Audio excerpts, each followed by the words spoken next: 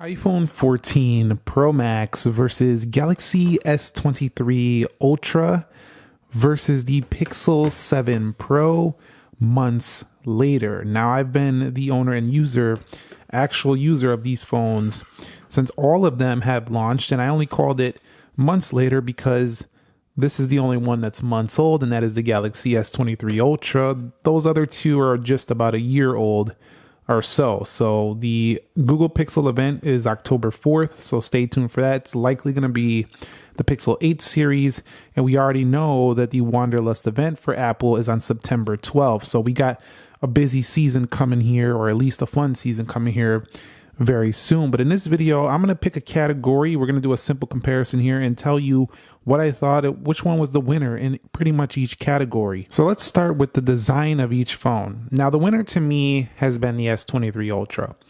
Reason why is that I think it has one of the biggest, most comfortable bodies to hold, mostly because Samsung has curved the edges on the back, and it's just pretty easy to hold. It's not a very uncomfortable phone.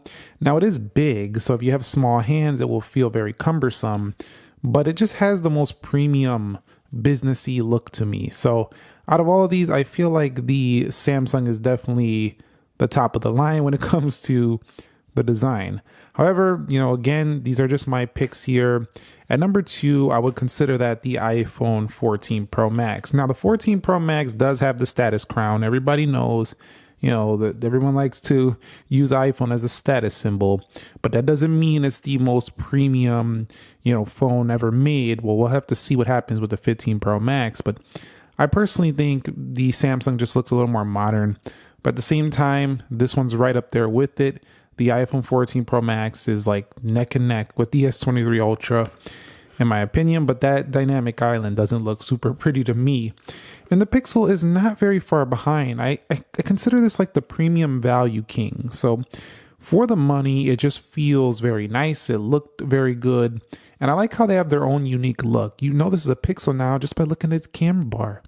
The phone itself has its own identity. I love this about the Pixel, and I love how the Pixel has nearly like an S23 Ultra design on the front and kind of a shape, but still having enough curves and dips at the corners that it just feels very comfortable on the hand. So, and even the camera bar, I can rest my finger right here on the camera bar and it kind of doesn't slip out of my hand. So really nice design there as well. All three of these, I think, knocked it out of the park. Super excited to see where the iPhone 15 Pro Max goes and the Pixel 8 Pro. Moving on to the actual build quality, once again, Samsung with the latest Gorilla Glass Victuses on the front and on the rear has taken the crown for me. Also, I do like how they have these custom colors with the matte black edges and stuff like that. This phone has taken the crown for the build quality. It just feels super high end when it comes to the durability and construction. Now, the iPhone is right there with it. Them stainless steel edges feel like a rock. Like you're not going to break this phone very easily. The camera housings do stick off the body quite a bit though, so easy to crack those lenses if you drop it in the wrong angle without a case. But the iPhone 14 Pro Max, also very good build quality, Gorilla Glass as well. They don't state specifically which one it exactly is, but all these phones have IP68 dust and water resistance. And the Pixel, really pretty good as well, but it has a little bit of a cheaper aluminum frame. The Samsung has an aluminum frame too, but I just think the Pixel is just a little less premium feeling when it comes to the most highest quality build, and it kind of reflects that in the price point.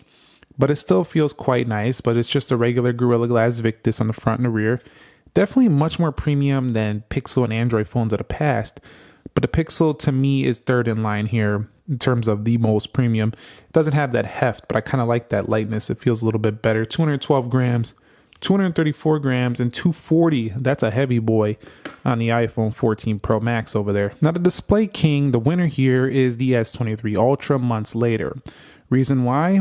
It has the same attributes as both those phones, 120 hertz display, but it gets brighter in terms of usability of that brightness. Apple does have higher nits, and the Pixel has higher pixels per inch than all of these phones. So the Pixel is the sharpest screen here when it comes to pixels per inch. So if you pixel peep, you get close to your screen. Pixel's the king right here. But in terms of just the overall display saturation, customizability of that display, just everything you could do with it, the biggest panel, S Pen support. I mean, this is the king of the display right here. You can't beat it. Yes, it does have slightly less pixels per inch than the Pixel over there, but it's not noticeable. And the truth of the matter is, with this extra brightness enabled, you can tweak that extra brightness whenever you want. This is the king of the display here. Also has a smaller punch hole than the Google Pixel. In addition to that, Samsung has software that hides it most of the time. Also has really good landscape support to take advantage of that screen. And the software they throw on also makes this a more enjoyable experience than these other two when it comes to how you can actually use the applications, pop views, and stuff like that. So content consumption, overall customization, the Samsung is the king in the display. Now, the 14 Pro Max would probably be my second choice here for brightness, because it gets really bright and I like how smooth it is. But the Pixel is probably basically even to me as well with the iPhone over there, mostly because it has better sharpness. It's around the same nits when it is not in the auto brightness, but when you do get out in sunlight, 2000 nits, it's not capable here. It's only 1500. So out of all of these, the Pixel is the dimmest display in direct sunlight, but overall it's super smooth. And I quite like, just how it looks. It's just a really nice panel. It kind of reminds me of like a smaller, like if it was a smaller S23 Ultra display. That's kind of how it reminds me of. But yeah, those two are pretty close, but this one is the king. So months later, which one have I enjoyed the most in software? And if I'm being honest with you, it's still the iPhone. Mostly because the iPhone has the best ecosystem, I feel like. The products all work well together. Now, Samsung is really crushing it here as well, but Samsung is using Android software on a Samsung phone, Windows on a computer, and then they're throwing skins on top to kind of make it a more cohesive. Now, I know it all works well together, but it's not controlled from top to bottom like the iPhone is. Everything with the Apple experience is all Apple, software and hardware. So it just feels like the most polished system. Google's doing a great job here as well, because the Google Pixel tablet, which I haven't reviewed, I'm going to review that on my second channel. I'm still trying that out. But the Google Pixel tablet, along with this, along with the Buds, along with the Pixel Fold, I mean, these are all Google hardware and software. So I would say second in line, I've been enjoying the polish and the simplicity of the Google software. And also, if you're into Google, services, the Pixel has been my favorite experience. Everything about it is just better if you use a lot of Google services. Samsung combines the Google services with the Samsung services, which gives you a lot of customization and features, but sometimes it's just a little too much. I do like the updating of the iPhone as well. The updates have been super consistent, as have they been on the Pixel 7 Pro, but at the same time, they're faster to update and they come in more frequently. Now, people complain that they don't give you a lot of big updates in those updates. Yeah, but they keep the security tight. Now, Samsung is my favorite when it comes to being a fun phone to use. I like to use all the features that come with this thing. And I think that if you really crave certain features and you don't want to miss out on anything, get the Samsung phone. Basically, everything these two phones can't do, this phone can do. And so for some people, that's why it's the best, because it can do everything. But, it really comes down to what you value. Before, I used to really like this, but as I'm getting a little bit older, I mean, I'm not old, but I'm getting a little bit older, I'm not really digging, customization too much personally, but I still put it as a pro for those of you who want to do it. At the same time, I got to say, if you really want to dive deep into this, make it your own, if you got that kind of time, definitely go for it. It's really worth it. But where I really see the value in the Samsung is when I want to split screen applications, when I want to use S Pen, when I want to use Samsung DeX, when I want features, when I need this thing to work like a business work phone, it is the king there. But I think in terms of the polished software, Apple is still winning this out. And Pixel is getting really darn close to Apple. So, it's pretty close here between all of these. But at the end of the day, Samsung, the king of features, Apple, to me, still the best software overall. And Google really right there with Apple as well. If you really like Android and you want a polished Android like iPhone, go with the Pixel. In terms of the actual speed and the performance, there's no doubt about it. We have a clear winner. That is the S23 Ultra. Nothing is touching this phone right now. With the Samsung, design Snapdragon 8 Gen 2, 12 gigabytes of RAM, Don't get me wrong, the Tensor G2 is fast, it's efficient, it works fine. People like to complain it gets too warm. Maybe under gaming it'll buckle a little bit, but at the same time, every single day I use this phone, I'm happy with the performance. I want to see Tensor G3 take it up a notch. That would be really nice, really come more toe-to-toe with these big boys over here. And the A series chip has been awesome as well. The iPhone 14 Pro Max has been basically flawless in the past few updates. Initially, there was some bugs and crashes, but nothing too serious right now. I do have to say, though, that my iPhone 14 Pro Max does have very fast performance as well. Super smooth, but the S23 Ultra is the king of speed. It beat out the 14 Pro Max in my speed tests. So, yeah, performance months later, S23 Ultra. So, what do I think about them months later in cameras? Who is the winner here? Now, when it comes to straight up photos, I'm going with the Pixel. Reason why is the Pixel has, I think, the best AI. It has the best take a photo, processes it beautifully. It just knows what to do. This camera is ridiculous good when it comes to the day-to-day usage. You don't got to know anything about photography, and it nails it every time. Now, when it comes to video, the iPhone, to me, in the camera department, is the winner. It just has the best looking video. It's super smooth. Lenses transition beautifully together. They don't really lag up or anything. The front facing video is the best, bar none, between these three. It's just my favorite content creation tool on mobile, the iPhone video experience. Now, Samsung, though, is my favorite for the versatility, the all around. Months later, if I'm going out with one camera and I don't want to miss out on my zoom, that's probably going to be fixed on the iPhone 15 Pro Max, but 10 times optical, this is absolutely insane. Also, the results on here are pretty comparable to Pixel and iPhone. The video here is also really good. You can do up to 8K, but I don't find the video as smooth looking as the iPhone still, but we still have 8K. We have 4K 60 and lots of features. So this is the camera that I would enjoy taking more traveling because it just has more feature set. It got food modes, pro videos, portrait mode, zooming. It's all there.